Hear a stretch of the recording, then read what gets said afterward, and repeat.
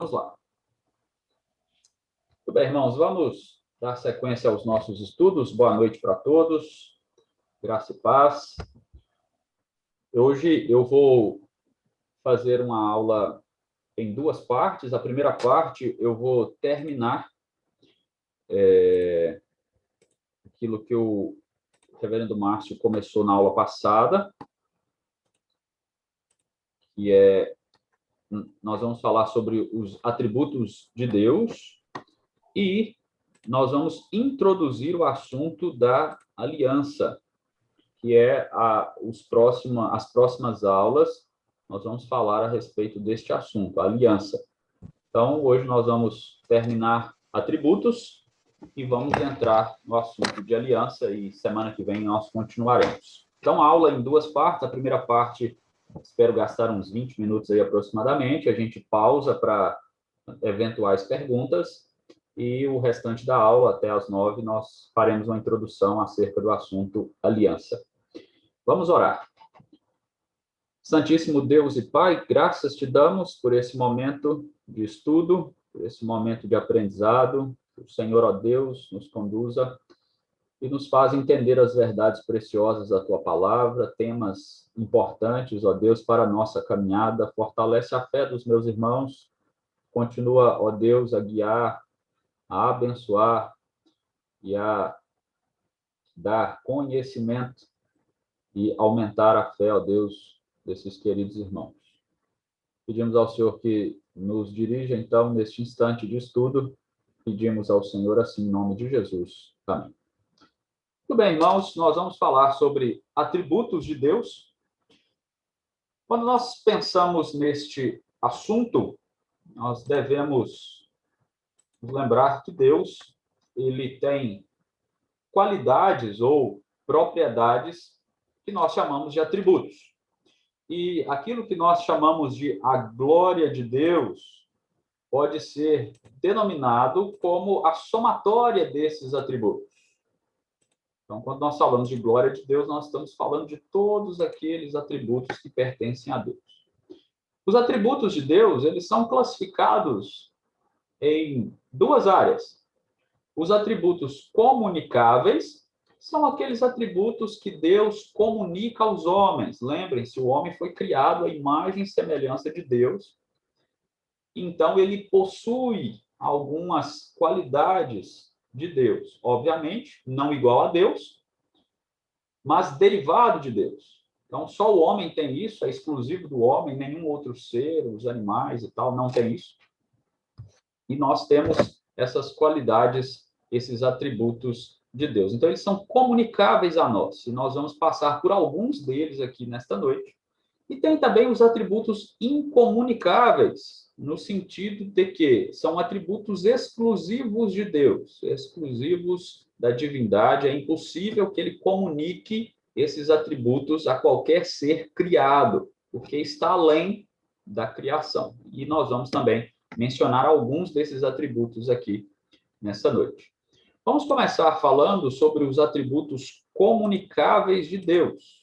O que ele comunica à sua criação? O primeiro atributo, nós temos uma lista aqui de 5 atributos comunicáveis. Tem mais do que esses, mas para efeito de exemplo, na nossa aula nós vamos falar de 5. Nós vamos falar primeiro da santidade. Santidade é um tema muito precioso na Escritura, e Deus deixa claro que ele é um Deus santo. Mas ele também diz que o seu povo é santo também. Vamos ler um texto que está lá na primeira carta de Pedro, capítulo 1, verso 14 a 16. Eu vou pedir ao nosso irmão Mauro que faça a leitura desse texto para nós. Primeira carta de Pedro, capítulo 1, verso 14 a 16. Quando o irmão achar, pode abrir o áudio e ler, por favor.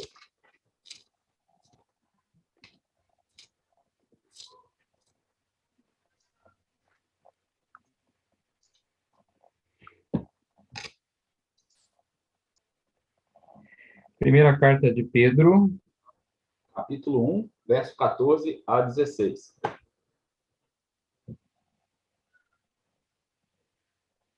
Primeira carta de Pedro 1, 14 a 16. Como filhos da obediência, não vos amoldeis as paixões que tinhais anteriormente na vossa ignorância. Pelo contrário, segundo é santo aquele que vos chamou, tornai-vos santos também, vós mesmos, em todo o vosso procedimento, porque está escrito: sede santos, porque eu sou santo. Ok, obrigado. O verso 16 é uma citação de Levítico capítulo 11. Então, não é do Novo Testamento em diante que Deus chama a atenção do seu povo para o fato de que há santidade neles. E a santidade no sentido de não só de pureza, mas de separação do pecado. E isso só é possível, claro, por causa da obra de Cristo, por causa da vida nova que receberam os crentes. Então, é um atributo que é comunicável aos homens, mas não simplesmente a qualquer homem, àqueles que foram transformados.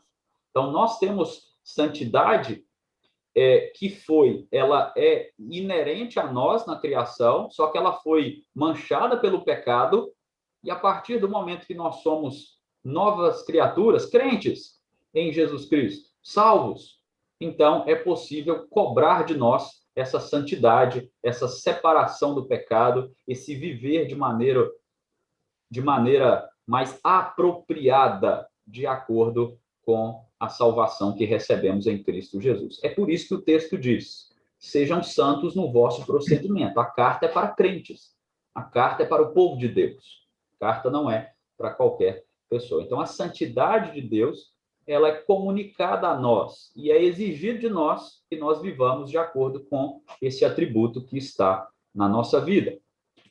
Um segundo atributo, aliás, um duplo atributo colocado aqui, é a bondade e o amor. E é claro, irmãos, que nós podemos ver expressões de bondade e amor na vida daqueles que não são crentes, é óbvio. Porém, essa bondade e esse amor, ela está, digamos, maculada pelo pecado. E ela está até deturpada pelo pecado. Então, nós vemos expressões de amor no ímpio, exatamente porque ele foi criado também à imagem e semelhança de Deus. Só que sem a purificação, sem a salvação em Cristo Jesus, a sua bondade e o seu amor serão para a sua condenação. Eles não serão bondade e amor para a vida cristã, para glorificar a Deus. Mas bondade e amor são atributos comunicáveis. Vamos ler a primeira carta de João, que é um texto clássico que fala sobre isso. Primeira carta de João, capítulo 4, verso 7 a 10. Eu vou fazer a leitura desse texto. 1 João 4, 7 a 10. E eu já vou preparar o Anderson Santos para ler Miqueias 6, 8, logo na sequência. Já vou passando alguns versículos antecipadamente para a gente ganhar tempo aqui. Primeira carta de João, capítulo 4, versos 7 a 10. Amados, amemo-nos uns aos outros, porque o amor procede de Deus. Todo aquele que ama é nascido de Deus e conhece a Deus. Aquele que não ama não conhece a Deus, pois Deus é amor. Nisto se manifestou o amor de Deus em nós, em haver Deus enviado o seu Filho unigênito ao mundo para vivermos por meio dele. Nisto consiste o amor, não em que nós tenhamos amado a Deus, mas em que ele nos amou e enviou o seu Filho como propiciação pelos nossos pecados. Então, nós amamos porque Deus nos amou primeiro. Então, a bondade e o amor, assim como a santidade, são atributos que foram comunicados na criação, mas foram manchados pelo pecado, e esses atributos, assim como os outros que nós falaremos, eles só serão plenamente entendidos pelo crente, ou pelo menos deveria ser, né? Entendido pelo crente, a partir do momento que Cristo transforma a sua vida. Então, é por isso que João está falando que é impossível que um crente não ame, porque Deus o amou e amou de maneira sacrificial, maneira que enviou Jesus Cristo para perdoá-lo, para justificá-lo, santificá-lo, propiciação de pecados, colocar-se no seu lugar para receber a ira de Deus. Então, a bondade e o amor que nós também temos, não é porque nós somos naturalmente bons, porque naturalmente bons e amorosos nós não somos por causa do pecado. A bondade e o amor que nós temos é por causa de Cristo Jesus, o nosso Senhor. Um outro atributo comunicável, se eu estiver correndo, vocês me falam, mas eu estou correndo mesmo, é porque para dar tempo da gente fazer tudo. Vamos lá. É a justiça de Deus. E esse atributo ele é muito interessante porque nós conseguimos enxergar na humanidade, de maneira geral, de maneira muito clara, o senso de justiça que há no coração do homem. Qualquer reportagem que você vê, qualquer assunto nas redes sociais, nos jornais, você vai sempre ver pessoas, por mais ímpias que elas sejam, buscando justiça, querendo justiça, falando de justiça. Porque é um atributo que foi comunicado, porém, né, como eu já falei dos outros, eu vou repetir, é um atributo que foi deturpado pelo pecado.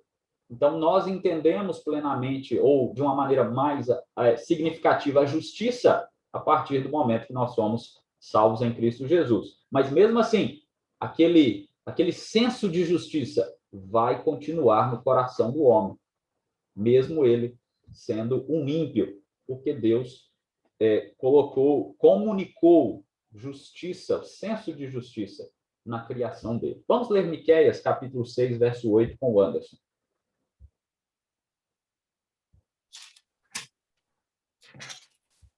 Desculpa, Ricardo, qual o texto? Miqueias, capítulo 6, verso 8. Eu tinha só para encontrar. Miqueias 6, 8. Ele te declarou ao homem o que é bom e que é que o Senhor pede de ti, que pratiques a justiça e ames a misericórdia e andes humildemente com o teu Deus. Isso, então é um chamado de Deus aí, para que os homens busquem a justiça. E eu quero que você perceba que os textos que foram lidos, depois eu vou passar esse material no grupo, eu esqueci de passar antes, sempre vai apontar para o fato de que Deus está chamando aqueles que já foram salvos para viverem de acordo com os atributos que lhes foram comunicados, porque eles compreendem a natureza desses atributos. A mensagem para que viva em santidade, em bondade, em amor, em justiça, nunca é para o ímpio, porque o pecado está anuviando o entendimento dele desses atributos comunicáveis de Deus. Deixa eu adiantar um texto aqui com alguém. Simone Primo, você vai ler para nós daqui a pouco Efésios capítulo 2, verso 8. Um outro atributo comunicável, aqui é uma lista de atributos, tá, irmãos? A gente só está passando alguns para os irmãos entenderem o que são os atributos comunicáveis. É a graça de Deus. E a graça de Deus, ela comumente, ela é falada como o favor imerecido de Deus, que nos salva e tal. Mas a gente precisa pensar na graça de Deus como algo além disso, não apenas um favor imerecido. É um favor imerecido. Nós não merecemos a graça de Deus, é verdade. Só que vai além disso. Vamos ler Efésios capítulo 2, verso 8 com a Simone. Porque pela graça sois salvos, mediante a fé. E isso não vem de vós, é dom de Deus. Muito bem. Então, Efésios 2, falando da graça de Deus, que é um dom, né, que nos salva. Só que essa graça, por que a gente fala que ela é mais do que um favor imerecido? Porque, olha só, quem é graciosamente salvo em Cristo Jesus, recebem, né, o selo do Espírito, recebem comunhão com Cristo, eles são justificados, eles recebem bênçãos espirituais e eles herdam a salvação. E outras coisas que nós poderíamos mencionar aqui. Então, se nós pensarmos em graça de Deus para conosco apenas como favor imerecido, nós estamos reduzindo o que ela significa. Ela significa muito mais do que isso. Ela significa coisas que nós vamos falar durante os nossos encontros aqui, que são muito preciosos, muito caros para nós. É a partir da graça de Deus em Cristo Jesus que nós temos tudo. Que nós temos santidade, que nós temos amor, que nós temos bondade, que nós temos justificação, que nós temos regeneração, que nós temos adoção em Cristo e outras coisas mais que a gente ainda vai conversar ao longo dos nossos estudos. Então, a lista de atributos comunicáveis, né, que nós acabamos de mencionar, elas podem ser classificadas como atributos morais, atributos que envolvem a nossa moralidade.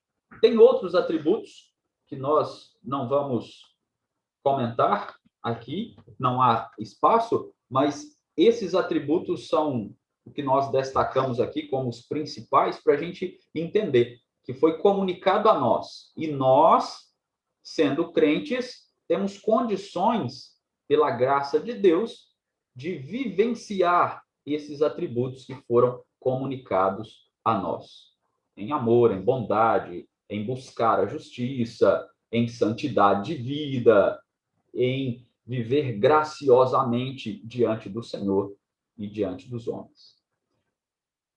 Passando para os atributos incomunicáveis, e aí a gente dá uma pausa para recomeçar na segunda parte. Os atributos incomunicáveis são aqueles que, como já disse no início, não são comunicáveis a nós. Eles estão apenas em Deus. Só Deus tem esses atributos, essas qualidades, essas propriedades. Então, nós estamos falando de atributos incomunicáveis, a eternidade, a autoexistência, a independência de Deus, por exemplo. A eternidade. Nós só temos eternidade porque Deus nos criou. Não é porque nós sempre fomos eternos. O único que é eterno é Deus. Todas as demais criaturas, todos os demais seres angelicais foram criados por Deus. Mas Deus, ele não foi criado, ele sempre existiu. Então, nós, a partir do momento que somos criados, nós somos seres eternos.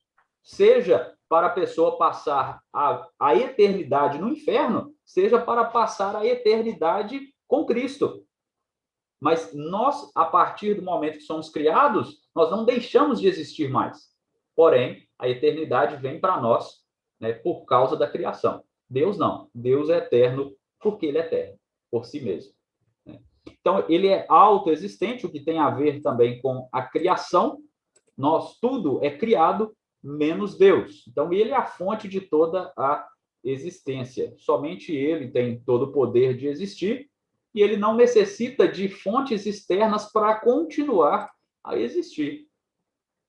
A nossa eternidade, ela está ligada à vontade de Deus de nos manter vivos eternamente. É Deus que nos mantém vivos eternamente. Agora, Deus não. Deus, ele é autoexistente. Vamos fazer um desenho aqui. Eu gosto de fazer desenhos. Nós temos aqui o universo. Bom, Deus está aqui, fora do universo. Aqui nós temos o universo que foi criado no tempo. Deus criou em algum momento o universo. Deus está fora dele, porque Deus é autoexistente, Deus é eterno, então não há comparação. E esse atributo Deus não comunicou com ninguém. Ninguém tem a eternidade, a autoexistência e a independência como Deus tem. Vamos ler um texto, Atos capítulo 17, verso 28.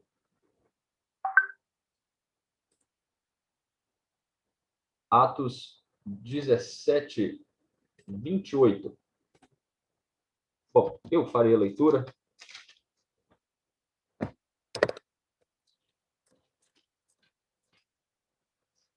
Atos 17, 28. Paulo está fazendo o seu discurso em Atenas. Então ele diz assim: pois nele, em Deus, nós vivemos e nos movemos e existimos, como alguns dos vossos poetas têm dito, porque dele também somos geração. Então, a ideia aqui é que nós somos geração de Deus, porque só ele existe por si só. Ele não foi... eu falei autoexistência, né?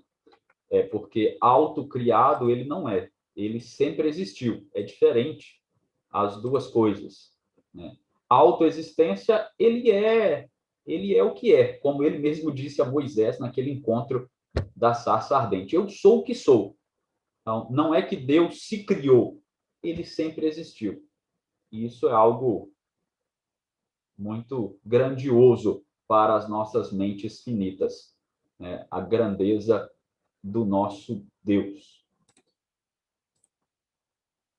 Outro atributo de Deus que é incomunicável é a sua imutabilidade. Isso aqui é importante, porque Deus não muda. Ele não muda no seu ser, ele não muda na sua essência, ele não muda nos seus atos e nem nos seus propósitos.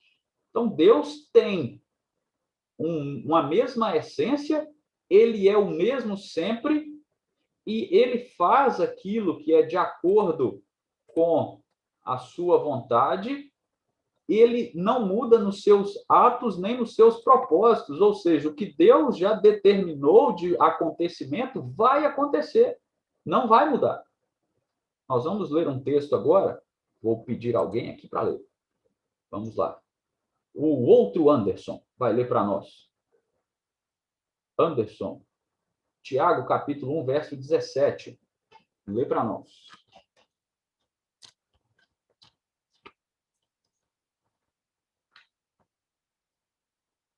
Anderson Rodrigues. Tiago 1, 17.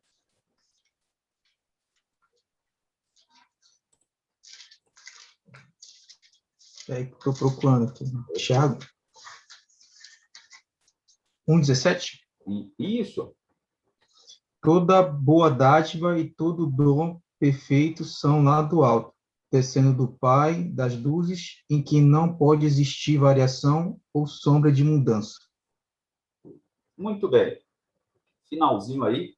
Não pode existir variação ou sombra de mudança. Mas aí sempre tem aquela perguntinha, mas lá na Bíblia fala que Deus se arrependeu e tal. A gente chama aquela linguagem, né, de antropomórfica, o autor tentando expressar em linguagem humana o que está acontecendo, né? Por isso que a palavra é usada a palavra arrependeu-se e tal. Mas, na verdade, Deus ele não se arrepende, porque nada do que ele faz, ele tem, digamos, ele entende que ele errou ou que ele precisa fazer diferente. A situação muda, né, nas circunstâncias que aconteceram esse suposto arrependimento, né? E a ideia é expressar em linguagem humana aquilo que, digamos, não dá para falar com toda a totalidade, porque o autor está falando de Deus, ele não tem todos os recursos para explicar o que Deus está, o que está acontecendo na situação ali, que Deus vai por outro caminho, né? Então ele fala, se arrependeu, mas não é que Deus se arrependeu no sentido de que daquilo que nós entendemos como arrependimento, né?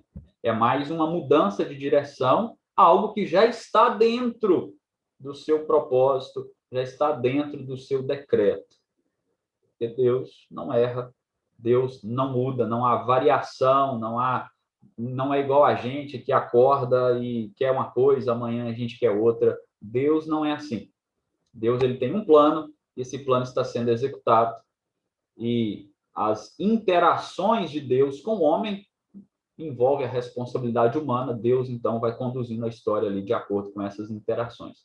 Nesses textos que aparecem que Deus se arrependeu, a ideia é essa.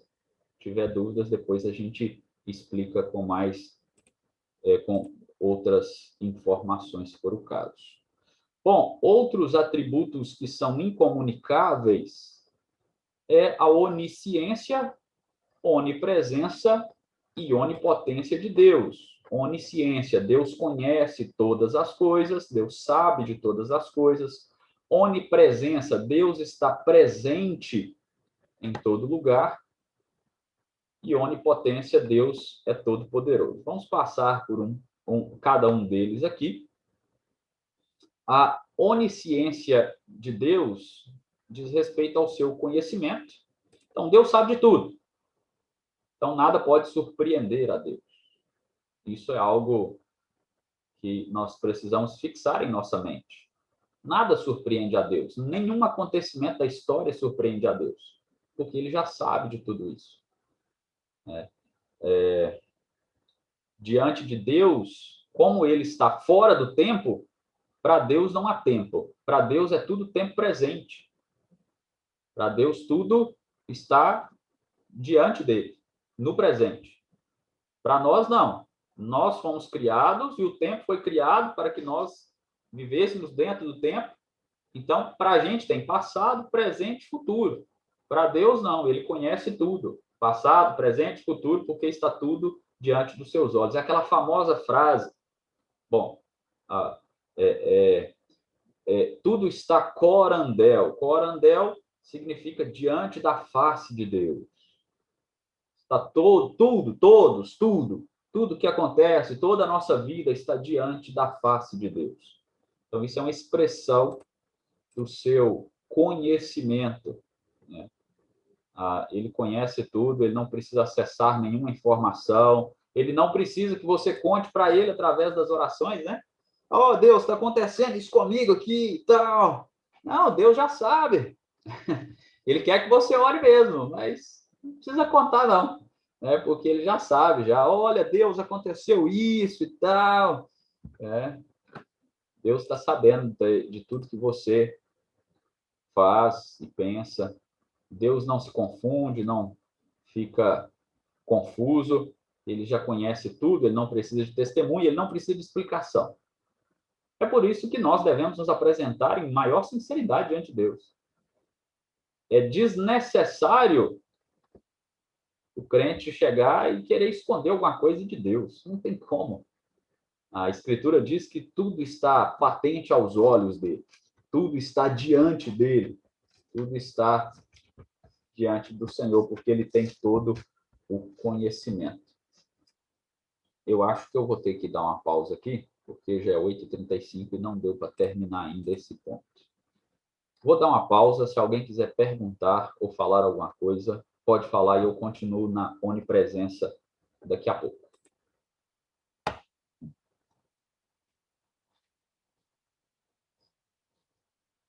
Ricardo, eu fiquei com uma dúvida. Pois não, André. Você falou que um dos atributos comunicáveis era a graça. Comunicadas. Eu queria poder entender o que seria essa graça, assim, que aí você explicou que é esse comunicáveis e que o homem tem relação com o homem também, né? Deus tem e nós temos também, não é isso? Sim. Eu queria entender o que seria essa graça. Eu achava que somente a graça, quem poderia ser gracioso, somente Deus por nós. E que sentido o homem pode ter essa graça? Não seria a misericórdia ou a bondade? Não poderia? Eu fiquei em dúvida. Então, quando você, como você acabou de afirmar, que Deus, ele graciosamente, né? Ele nos assiste, algo foi assim o que você disse, nesse sentido. Então, a gente está pensando aqui na graça salvadora e que nós recebemos, como foi dito, né? Como um favor imerecido e mais do que isso.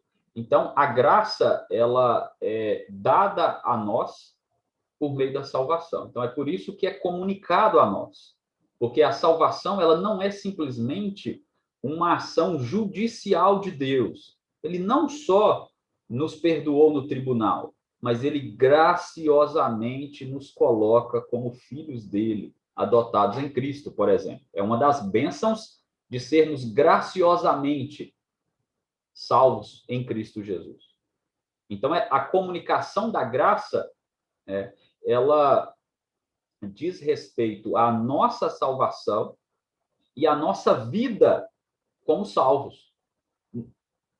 E uma implicação prática disso é que o salvo, como ele recebeu gratuitamente, não é de graça porque Jesus pagou, mas ele recebeu gratuitamente, ele deve, no mínimo, ser alguém gracioso para com o próximo. Lógico, não no sentido como de Deus para conosco, mas no sentido de você viver como um crente nesse mundo e dispensar graça para com aqueles que necessitam, para aqueles que estão próximos de você.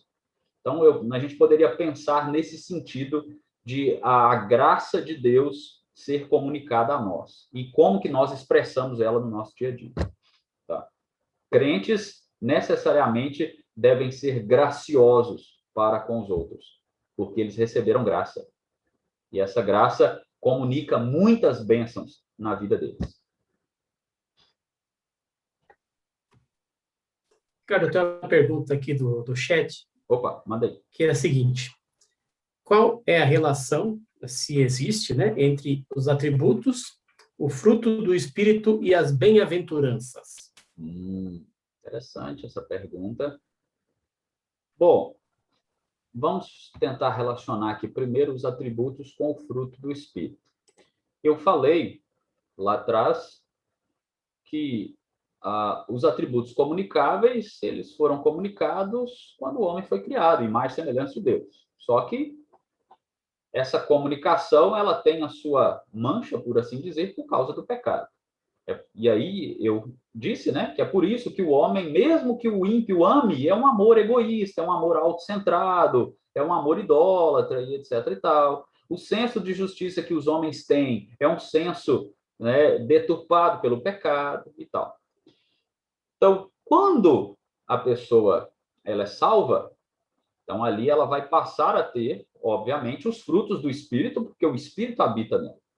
Então, eu poderia relacionar, a gente pode relacionar, aliás, né, os atributos comunicáveis com o fruto do Espírito, no sentido de que aquele que é crente, ele tem condições, então, de vivenciar esses atributos de uma maneira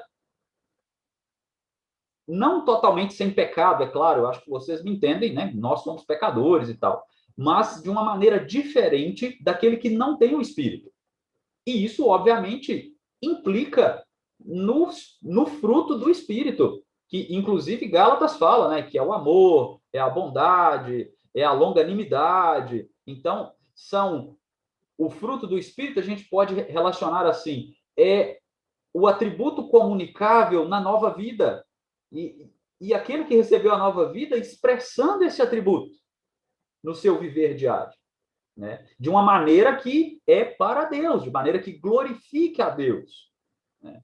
Então, nós podemos fazer essa ponte, essa relação entre o fruto do Espírito e os atributos.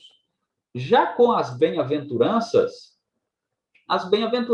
elas dizem respeito ao caráter do crente, né? Aquele que é bem-aventurado é porque ele tem o caráter de Cristo nele. Então, eu acredito, e aí o Anderson pode até me ajudar aí, se tiver algo mais complementar a isso, que a bem-aventurança que Jesus dá, ele está falando daquele que é crente, que tem o caráter de Cristo nele, então ele consegue também vivenciar de uma maneira mais plena os atributos que lhe foram comunicáveis e que lhes foram comunicados, né?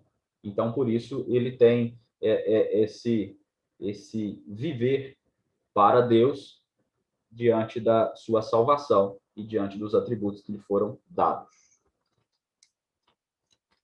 Eu acho que é isso. Legal, Ricardo. Eu só queria não complementar, né, mas é o que o Anderson comentou, que é bastante interessante, porque a gente muitas vezes se choca quando pensamos na comunicação, ou pensamos na graça como um atributo comunicável, justamente pelo motivo que ele levantou, porque a gente imagina a graça sendo, obviamente, provinda de Deus e só pertencente a ele, mas tanto a graça quanto todos os outros atributos comunicáveis, a gente, obviamente, transparece e possuímos ele numa escala infinitamente inferior, né? Então, da mesma maneira, o amor, da mesma maneira, a misericórdia, né? Todos esses atributos de Deus que são comunicáveis, né? A gente pode expressá-los, né? Porque por Deus foram comunicados a nós, mas de uma maneira, de uma escala totalmente diferente, né? Enquanto que o ímpio, e até Agostinho diz algo bastante interessante sobre o exercício das boas obras, né, e de tudo que possa vir daquele que não conhece a Deus e não pertence a Deus, né, por melhores que sejam as obras, ele as trata como vícios esplêndidos, né, na melhor das hipóteses serão vícios esplêndidos pelos motivos que o Ricardo explicou, né, porque muitas vezes vem de um coração buscando glória, buscando o simples reconhecimento, né, então existe essa distinção que tem que ficar muito clara para nós, né. Só um complemento sobre as bem-aventuranças, por exemplo, nós temos a bem-aventurança, os que têm fome e sede de justiça são bem-aventurados porque serão fartos. Então, quem é que tem fome e sede de justiça, como deveria ter de fato? Pensando na glória de Deus, pensando no reino de Deus, pensando na vida eterna. Só os crentes. Então, a conexão dos atributos comunicáveis, nós podemos pensar dessa perspectiva, que o crente ele tem, de fato, uma orientação correta para aquilo que é justiça. E ele tem sede dessa justiça no mundo. Ele tem sede dessa justiça no seu viver. Então, nós podemos fazer essa relação. Aqueles que não são crentes, eles podem até ter sede de justiça, mas o atributo comunicável da justiça está deturpado no seu coração.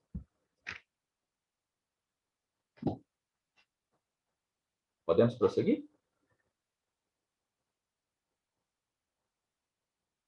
Então, vamos lá. Onde que eu parei? Onipresença. Eu já falei? Não. Eu falei da onisciência. Onipresença. Então, a onipresença, Deus não está limitado, né? A gente já falou disso, nem no tempo, nem no espaço.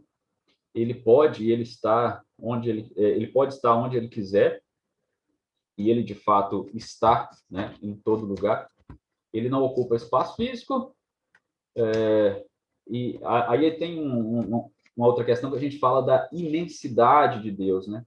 Não no sentido de grande, mas de presente mesmo em todo lugar, não só no sentido de grandeza. Em todo lugar ele está, e ele pode ser reconhecido em todos esses lugares. O Salmo 139 é um salmo que fala de confissão de pecados, mas ele é muito interessante porque ele traz aspectos dessa onipresença de Deus. O salmista vai confessar os seus pecados e ele fala assim, no verso 7 do Salmo 139, para onde me ausentarei do teu espírito? Para onde fugirei da tua face? Aí ele fala, né? Se eu subo os céus, lá está. Se faço minha cama no mais profundo abismo, lá estás também. Se tomo as asas da alvorada e me detenho nos confins dos mares, ainda lá me haverá de guiar a tua mão e a tua destra me sustentará. Qual que é a ideia do salmista aqui? O Senhor está em todo lugar. Eu não posso escapar da presença do Senhor. E aí não confunda, né, isso com aquela questão assim do panteísmo, né? A onipresença de Deus não tem nada a ver com panteísmo. O panteísmo diz que tudo é Deus. Não é isso que é a onipresença de Deus. A onipresença é ele estar presente em todo lugar. Inclusive, Deus está lá no inferno. Aquela ideia de que quem está governando o inferno com um rabo e um tridente lá vem do catolicismo medieval, tá? Ilustrações do catolicismo medieval que pegaram aí, virou filme, desenho e caiu no imaginário popular e virou teologia, né? E virou doutrina. A ideia de que quem está governando o inferno é o diabo. Aí tem vários filmes, séries famosas falando sobre isso e tal. Não, o inferno é a presença santa de Deus em ira. É a santa justiça de Deus sendo executada. O céu é o oposto disso. Por quê? Porque Cristo retomou a ira de Deus em nosso lugar. No inferno estarão aqueles pelos quais Cristo não tomou a ira de Deus no lugar deles. Aqueles que não creram. Aqueles que serão atormentados eternamente, porque Deus está ali com a sua santa ira presente no inferno. Isso é importante destacar, porque Deus ele está presente em todos os lugares. Inclusive, eu não sei se era Lutero ou Agostinho que falava, né, que o diabo era o diabo de Deus, né? No sentido de que Lutero. é Lutero, né? Está subordinado a Deus, né? E Deus está presente em todo lugar. Né? E, inclusive, né, você não precisa marcar horário com Deus, né, nem pegar fila, porque Deus está presente com você, onde você está, e Ele está interessado pessoalmente em tudo aquilo que você vai falar com Ele. Isso é uma implicação importante, né, da nossa caminhada cristã. Nós nunca podemos esquecer que nós não podemos ficar ausentes da presença de Deus. Deus está presente em todo o tempo conosco. Inclusive, uma técnica usada para aqueles que estão com dificuldades, com pecados, digamos, por exemplo, pessoas que estão com dificuldade quando vai acessar o computador. Eu já vi uma ideia desse tipo. Aí o pastor que estava aconselhando falou com o cabra assim, ó, você coloca uma cadeira do seu lado e aí você lembra que Deus está ali. Para representar que Deus está ali com você, para você vigiar, para não cair em tentação. Então, é a ideia de que você não pode esquecer que você está na presença de Deus o tempo inteiro. A onipotência de Deus, né? Deus é todo-poderoso, e aí todo-poderoso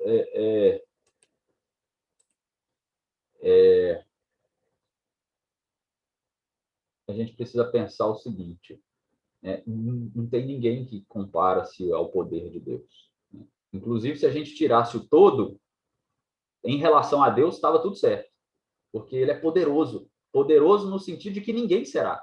O Todo-Poderoso é para enfatizar isso. Né? A ideia de dar uma ênfase ao fato de que poderoso, na verdade, é só Deus. Não tem ninguém que é poderoso no mesmo sentido do que Deus. Né? Vamos ler um texto? Lucas, capítulo 1, verso 37. Então, como Deus é todo-poderoso, não há impossíveis para Deus. Deixa eu puxar alguém para ler aqui. Alessandra, lê para nós. Lucas 1, 37.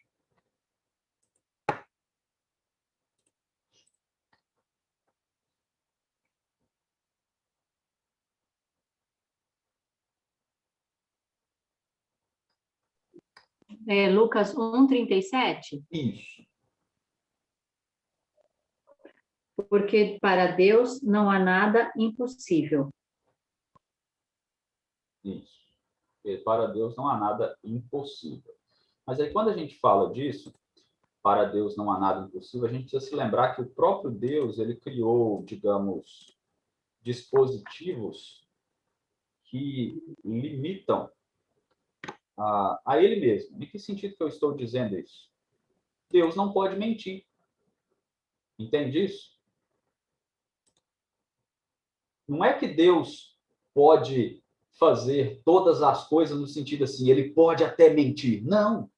O próprio Deus colocou um limite, no sentido de que aquilo que é inerentemente mal, ou aquilo que contradiz a ele mesmo, é impossível que ele faça.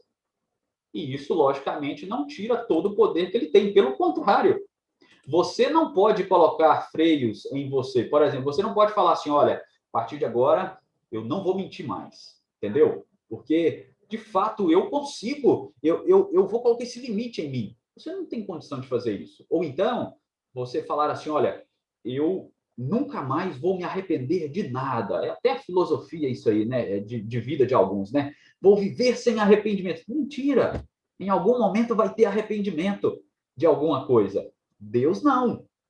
Deus, ele é todo poderoso e por isso mesmo ele não pode se arrepender. Ele não pode deixar, né, trocar ali alguma coisa que ele fez ou que ele se enganou ou algo desse tipo assim, né? Ele não pode morrer também e outras coisas mais, né? E ele não pode ir contra a sua palavra também. E isso aqui, gente, é importantíssimo. Né? Deus, ele não vai contra aquilo mesmo que ele disse. E é por isso que quando ele disse que maldito era aquele que fosse pendurado no madeira, lá em Deuteronômio 18, o maldito foi pendurado no madeiro. Jesus foi feito maldição em nosso lugar. Por quê? Porque Deus cumpriu aquilo que prometeu. Quando ele falou lá em Gênesis 3,15, que o descendente que viria da mulher esmagar a cabeça da serpente, ia ter o calcanhar ferido e tal, Jesus tem que vir e passar por tudo aquilo que ele passou, por quê? É cumprimento da palavra do próprio Deus. Então, nada daquilo. Quando Deus chama Israel e vai lá para o monte Ebal e Gerezim, e aí pronuncia bênçãos e maldições sobre o povo. Se vocês me obedecerem, essas bênçãos vão acompanhar vocês. Se vocês me desobedecerem, essas maldições vão acompanhar vocês. Aí Deus tem que cumprir aquilo que ele falou.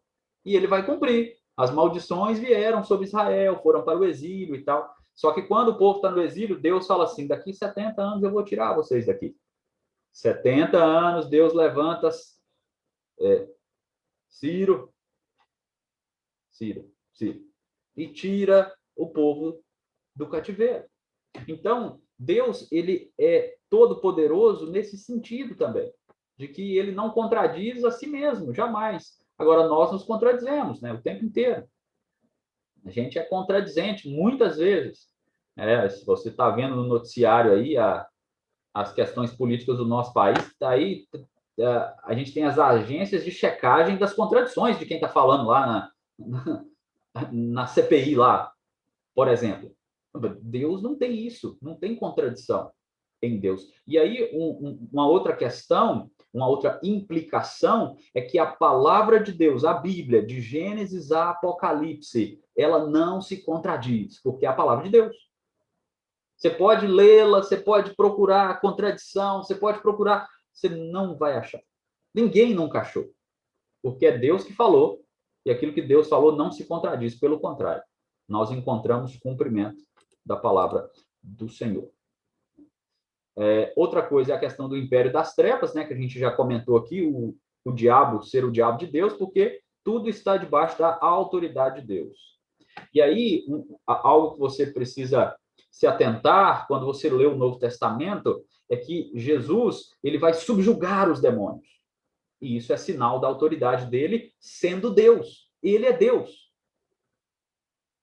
E aí as multidões ficam maravilhadas, mas quem é esse? Quem é esse que os fenômenos naturais obedecem? Quem é esse que os demônios obedecem a ele? Exatamente porque Deus é todo-poderoso e Cristo é Deus. Então, o império das trevas está sob o seu poderio.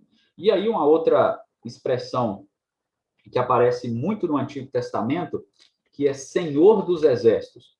Senhor dos Exércitos não é simplesmente, digamos, uma quantidade limitada, um exército, digamos assim, né? Senhor dos Exércitos quer dizer Senhor sobre todo o universo.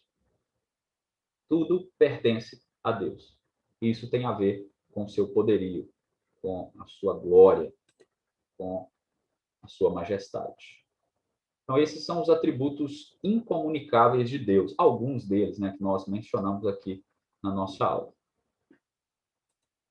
Vou abrir novamente para perguntas, e já está dando 9 horas.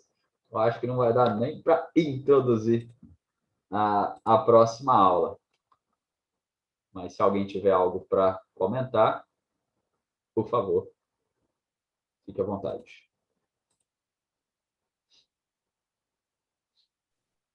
Pois não, Simone? Ricardo, deixa eu perguntar uma coisa aqui. Você falou que Deus ele colocou os seus limites para que ele não comete os maus, né? O pecado, essas coisas. Mas eu não sei se eu estou pensando certo, mas é por isso que Cristo teve que se fazer homem, ser humano, porque só assim ele conseguiria carregar o pecado. Não sei se eu estou me expressando bem aqui. Porque dentro da humanidade ele estaria assim.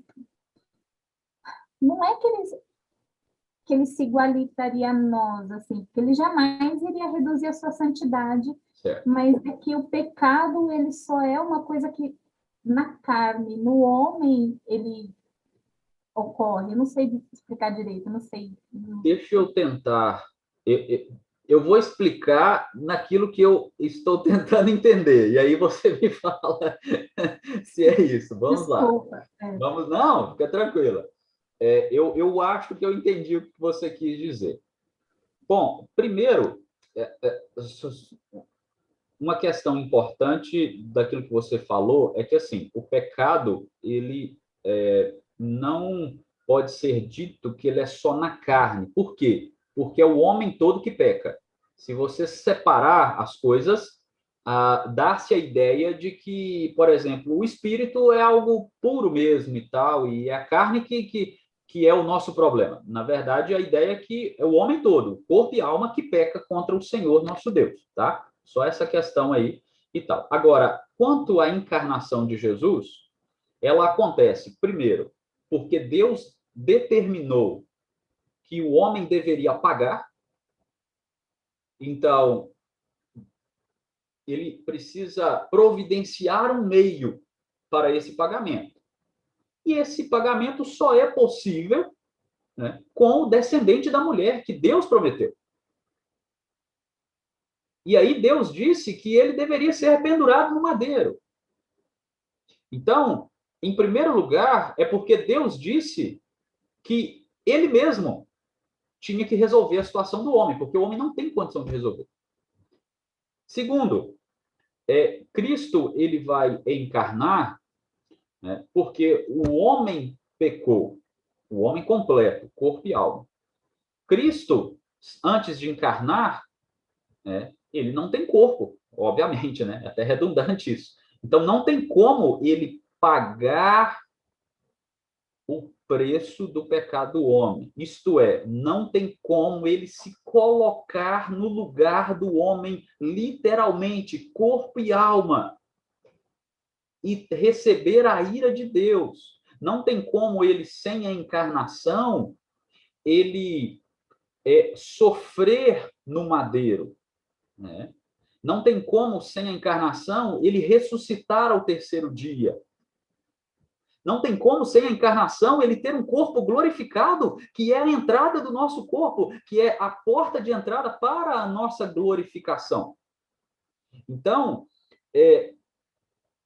Jesus precisa encarnar para que a palavra se cumprisse, inclusive você vai ver isso nos evangelhos, né? Jesus várias vezes citando o Antigo Testamento.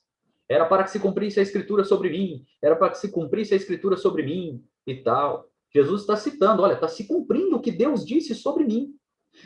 Isaías 53, aquele texto belíssimo, está falando da crucificação de Jesus. Então, se Deus prometeu que o Salvador passaria por aquilo, se ele não passa, a palavra de Deus, então, está mentindo.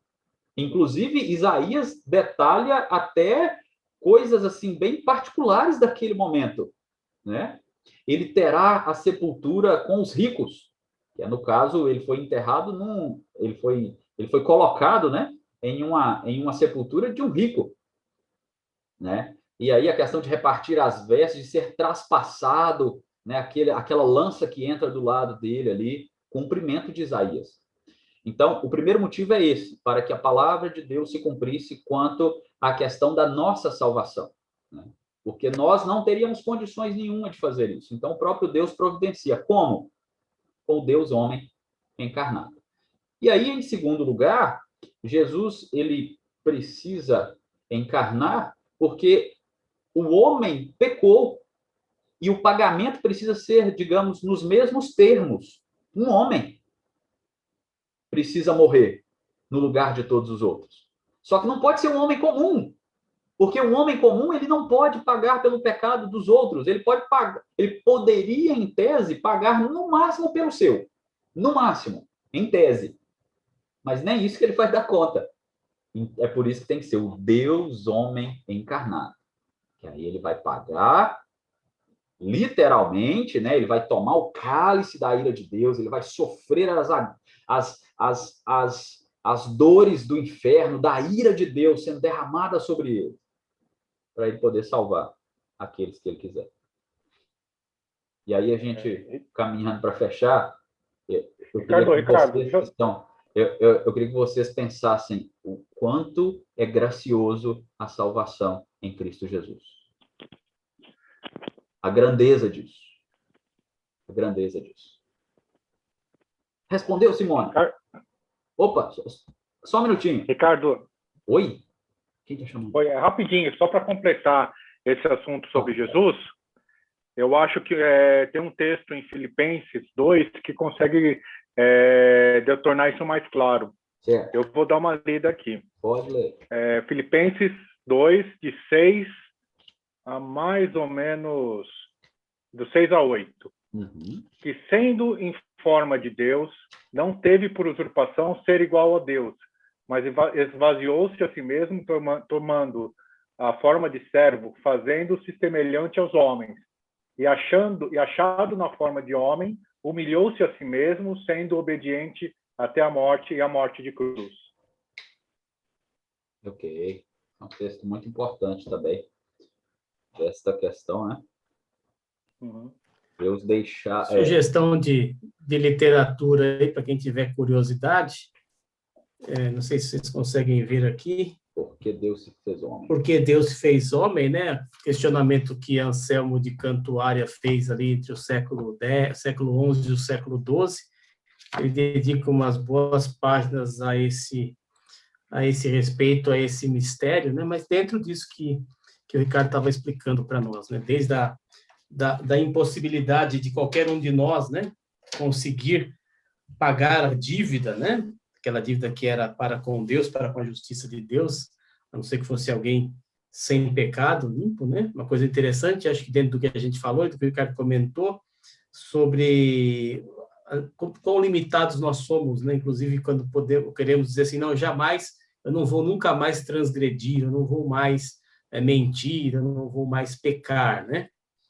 E o que é interessante é que se pensarmos em Adão podia não pecar.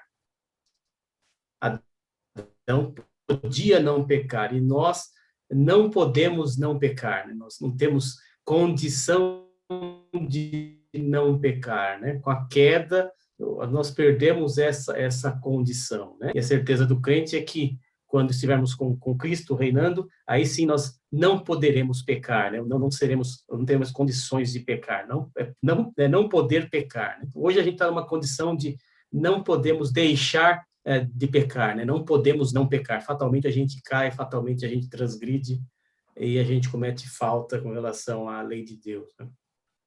Uma outra coisa que o Anderson acabou de me lembrar aqui, Anderson, que eu acho que eu não falei, é que Jesus ele precisa encarnar também porque todos os homens são descendentes de Adão e por isso são pecadores. Mas Jesus Cristo, ele não tem pecado, né? Tanto que a sua concepção, ela não digamos assim, uma concepção natural, né, de um homem com uma mulher, mas do Espírito Santo, miraculosamente, fazendo com que Maria concebesse, ainda estando virgem, né? Então, até a sua concepção, ela é antinatural, porque ela aponta para aquele ente que vai nascer ali, que ele é diferente, né? Ele não tem pecado. Então, isso é importantíssimo também, porque todos os demais homens são pecadores, e pecador não pode redimir pecador. Tá? Respondeu, Simone? Show! Então tá bom. Gente, se tiver mais alguma coisa, falem agora, senão nós vamos encerrar, porque não vai dar tempo de entrar em aliança. Aliança, o assunto é grande, nós vamos gastar umas 3 aulas aí.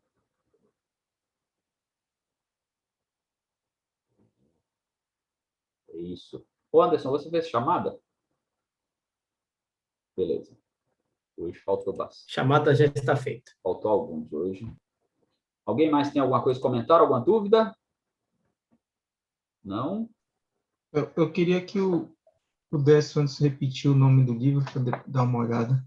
Ah, manda aí, Anderson. De Anselmo de Cantuária.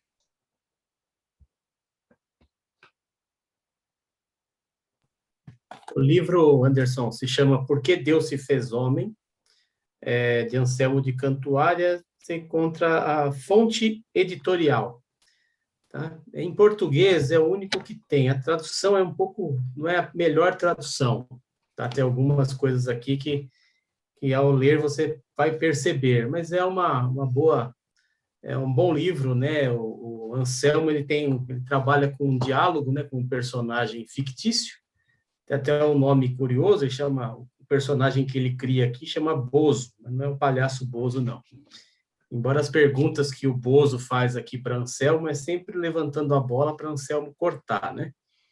Mas ele foi por esse caminho aqui na exposição do livro. Então, é um livro bastante interessante, é uma visão desse teólogo lá entre o século X e o século XI e XII, né, que ele viveu, tentando responder essa pergunta aí. Por que Deus se fez homem?